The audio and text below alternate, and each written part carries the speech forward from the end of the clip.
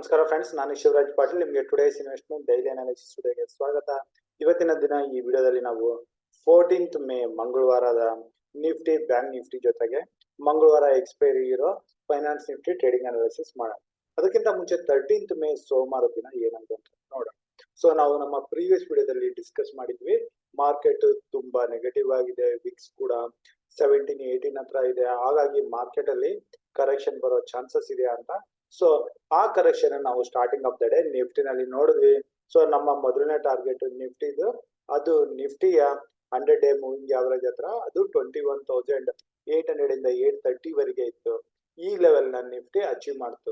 So ಈ level ಇಂದ Nifty recovery ಆಯ್ತು.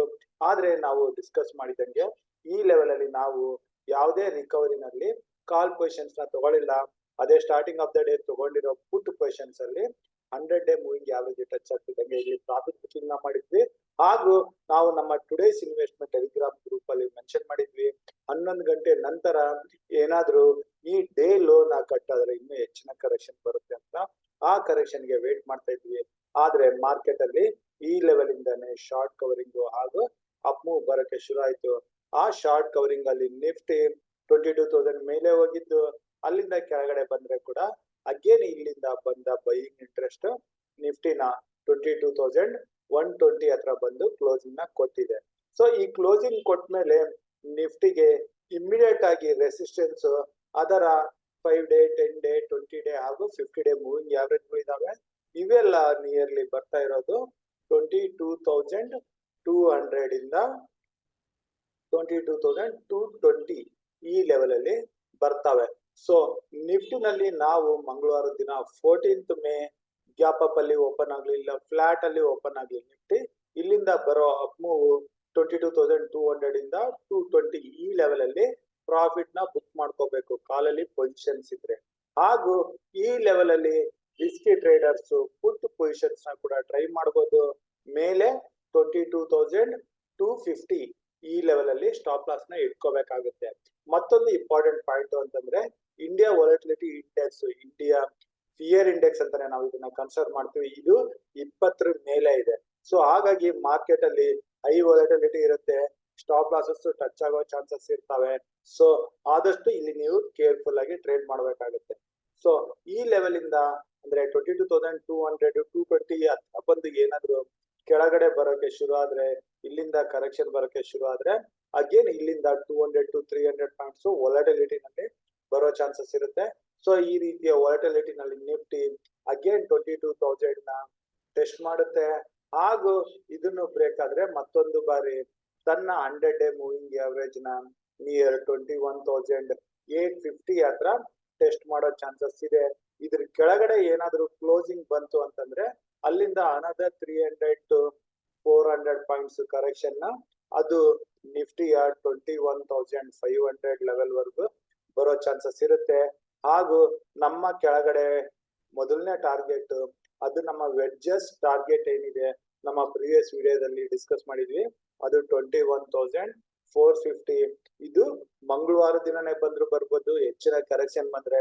ಇಲ್ದಿದ್ರೆ ಕಮಿಂಗ್ 1 or 2 days ಅಲ್ಲಿ ಬರೋ ಚಾನ್ಸಸ್ ಇರುತ್ತೆ.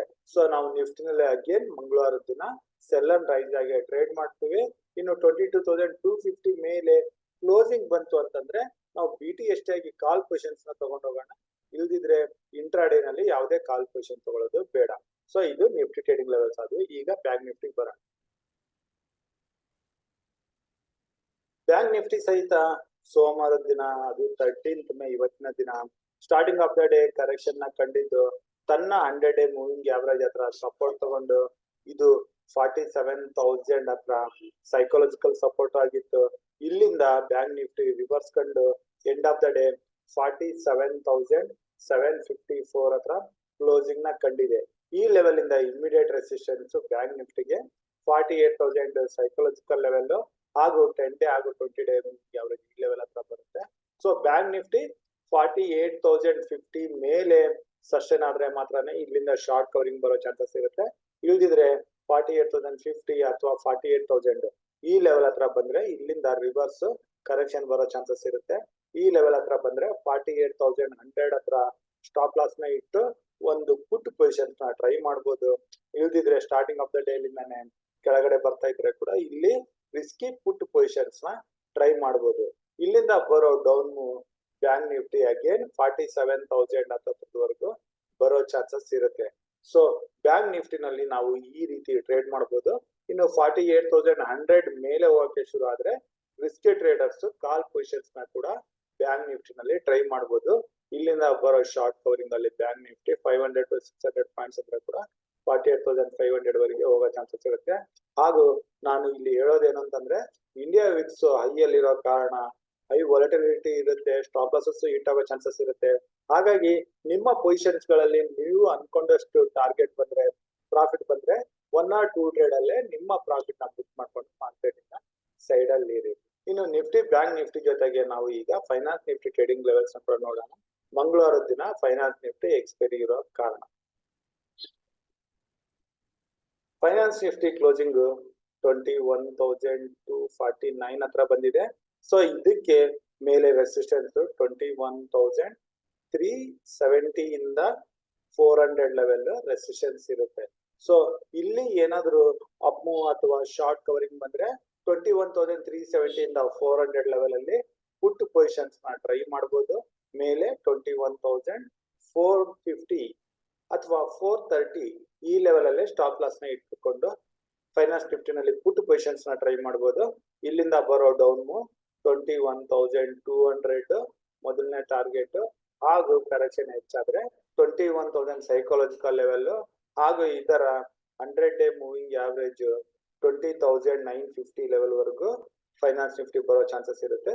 ಸೊ ಫೈನಾನ್ಸ್ ನಿಫ್ಟಿ ನಲ್ಲಿ ಕೂಡ ನಾವು ಓನ್ಲಿ ಸೆಲ್ ಆನ್ ರೈಸ್ ಆಗಿ ಪುಟ್ ಪೊಸಿಷನ್ ತಗೊಳ್ಳೋದ್ರ ಬಗ್ಗೆ ಯೋಚನೆ ಮಾಡೋಣ. ಸೊ ಇಂಡಿಯಾ ವಿಕ್ಸ್ ಎಲ್ಲಿವರೆಗೆ 18 ಮೇಲೆ ಇರುತ್ತೆ ಅಲ್ಲಿವರೆಗೆ ನಾವು ಓನ್ಲಿ ಪುಟ್ ಪೊಸಿಷನ್ ತಗೊಳ್ಳೋದ್ರ ಬಗ್ಗೆ ನಿಫ್ಟಿ ಬ್ಯಾಂಕ್ ನಿಫ್ಟಿ ಹಾಗೂ ಅದರ್ ಇಂಡಸ್ಟ್ರೀಸ್ ಅಲ್ಲಿ ನೋಡೋಣ. ಯಾವುದೇ ಶಾರ್ಟ್ ಕವರಿಂಗ್ ಲೆವೆಲ್ಸ್ ಇದ್ರೆ ಅದನ್ನ ನಾವು ಬ್ಯಾಂಕ್ ನಿಫ್ಟಿ ನಲ್ಲಿ ಡಿಸ್ಕಸ್ ಮಾಡೋದಕ್ಕೆ ಅದರಲ್ಲಿ ಮಾತ್ರ ಟ್ರೈ ಮಾಡೋಣ. ಸೊ ಇಷ್ಟು ಹೇಳ್ತಾ ಇವತ್ತಿನ ವಿಡಿಯೋ ಇಲ್ಲಿಗೆ ಮುಗಿಸ್ತಾ ಇದ್ದೀನಿ. ನನ್ನ ಮುಂದಿನ ವಿಡಿಯೋ ಬರೋವರೆಗೂ ಧನ್ಯವಾದಗಳು.